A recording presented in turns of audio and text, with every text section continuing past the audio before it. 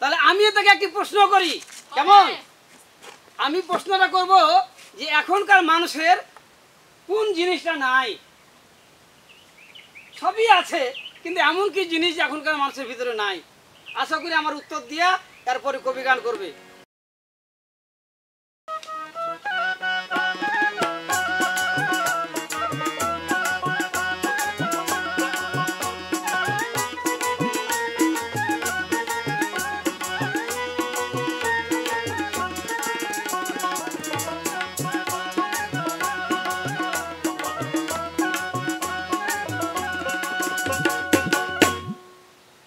ধন্যবাদ আমার বিপক্ষ পাল্লাদারকে, যিনি এখনকার ভূমিকায় আমার সাথে পাল্লা করে গেলেন এবং আমাকে কটূক্তি করে, অর্থাৎ তখনকে কটূক্তি করে অনেক কথা বলেছেন। আপনারা শুনেছেন তো নাকি?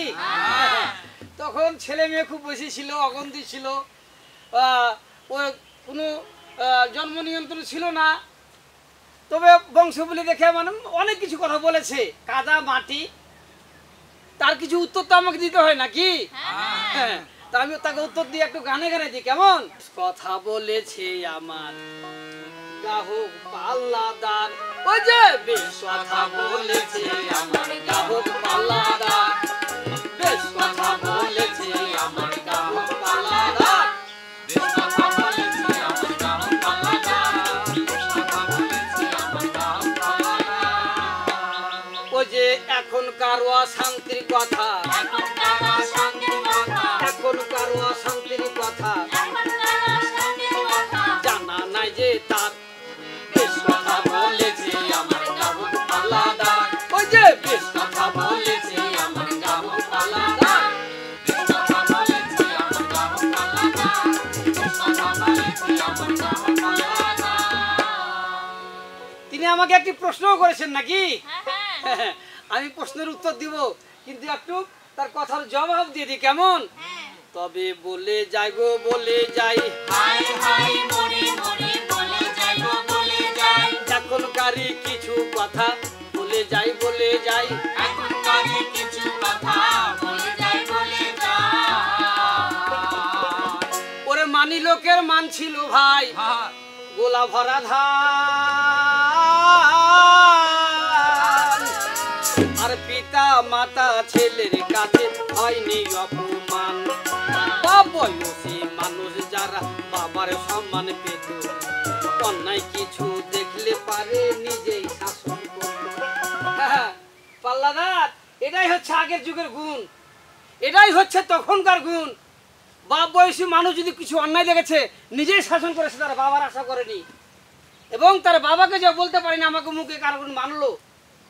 আর এখন শিক্ষককে যা কি করছে, অন্যায় করছে, কেন আমার ছেলেকে মারলে? আরে শিক্ষক তো শিক্ষকই, গুরুজন, ওনার সমতুল্য কিছু হয় না। কিন্তু এই তো হচ্ছে এখনকার গুণ, যে শিক্ষকের সাথে ছাত্ররা ঝগড়া কিছু করছে না।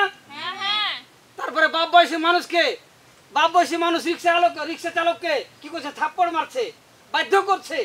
কত প্রমাণ দেখবে তুমি? আরে এখনকার বাড়াই করছো পাল্লাদার। আরে রাস্তাঘাটে দেখছি একজন সন্তানের বয়সের মানুষ বাপ বয়সী মানুষকে কি করছে, অন্যায় করছে।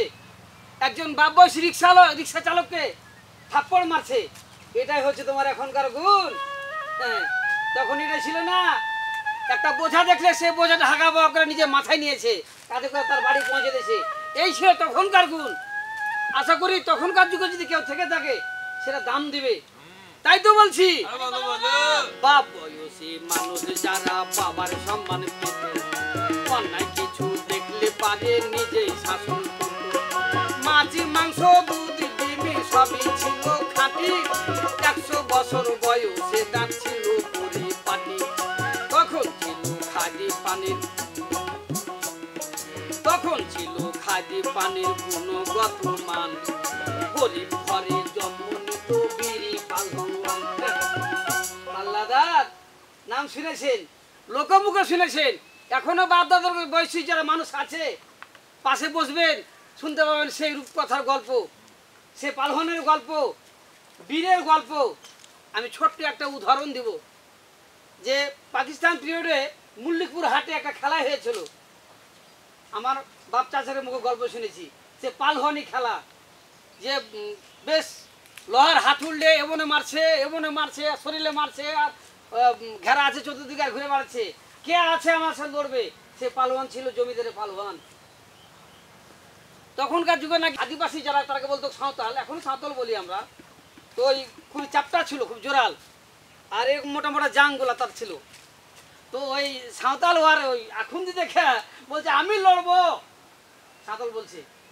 তখন বাসুরুদ্দিন বলে এক মন্ডল ছিল, সে সম্পর্কে আমার দাদু হয়। তো বাসুরুদ্দিন বলছে তুই তো পারবি, একবার আমি দেখি ওকে। এরাই ছিল বীর, এরাই ছিল পালহন। আর এখন এত দামি দামি খাবার, এত শিক্ষার মান, এত প্রযুক্তি, পিঁপড়ার সমান জান লয়, ৭৭ বছর বয়সে না স্ট্রোক করে উল্টে পড়ে মরেছে। আরে তখন এত চিকিৎসা ছিল না, এত ডাক্তার ছিল না, কিন্তু যে সব খাবার গেলা ছিল সে খাবার গেলা ছিল খাঁটি, তাই নাকি? তাই তো বলছি, তখন ছিল খাদি পানির কোনো বর্তমান, গরিব ঘরে জন্ম নিত বীরি পালহুয়ান। লেখাপড়া কম থাকিল, ছিল মানবতা, বাদী বিচার কমই ছিল সমঝোতা। ধন দৌলত দেখে নিত দেখতো আগে যান, বৃদ্ধ পিতা মাতার থালে পড়তো দুটা ভাত। তখন ছিল না বৃদ্ধাই আশ্রম, সমান পাইত গুরুজন, ছিল না বৃদ্ধাই আশ্রম।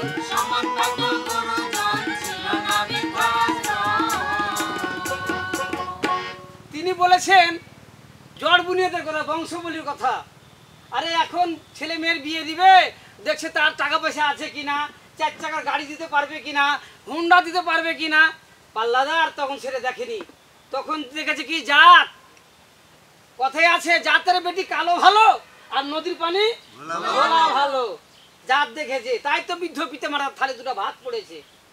এই বৃদ্ধাশ্রম ছিল না, তাই বলে কি বৃদ্ধ পিতা মারা কি হয়েছিল, অবলাই ছিল না, তারা সম্মান পেয়ে গেছে।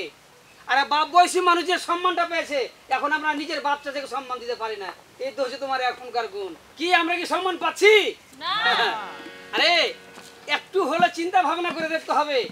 তখন যদিও মানুষ অশিক্ষিত ছিল, মানে লেখাপড়া সেরকম ছিল না, কিন্তু একটা দাম ছিল, সম্মান দিতে জানত, সমঝোতা ছিল, মানবতা ছিল।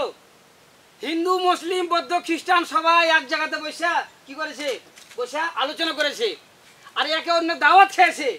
এত মারামারি কাটাকাটি হিংসা বিদ্বেষ এই তোমার এখনকার মতন ছিল না পাল্লাদার। তিনি আমাকে একটি প্রশ্ন করেছেন যে আগের মানুষ কি দেখেনি, শুনেছেন তো নাকি?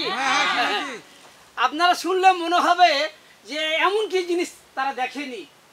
ছোট্ট একটি উত্তর, আগের মানুষ স্বার্থ দেখেনি, আগের মানুষ স্বার্থ দেখেনি, লক্ষ লক্ষ টাকা ওটা দেখেনি, নিজের মান সম্মান করে বলছে না এটা ওরই হক, তার পৌঁছে দিয়েছে। 20 বছর পরে হলো তার হক তাকে পৌঁছে দিয়েছে। কিন্তু এখনকার মানুষ সেটা করবে না দাদা।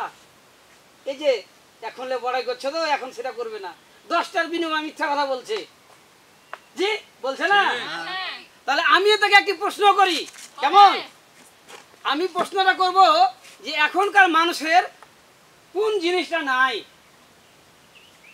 সবই আছে, কিন্তু এমন কি জিনিস এখনকার মানুষের ভিতরে নাই? আশা করি আমার উত্তর দিয়া এরপরে কবি গান করবে।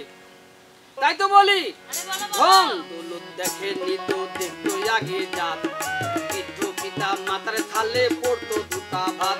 তখন ছিল না বৃদ্ধাই আশ্রম, সম্মান পাইত গুরুজন, ছিল না বৃদ্ধাই আশ্রম।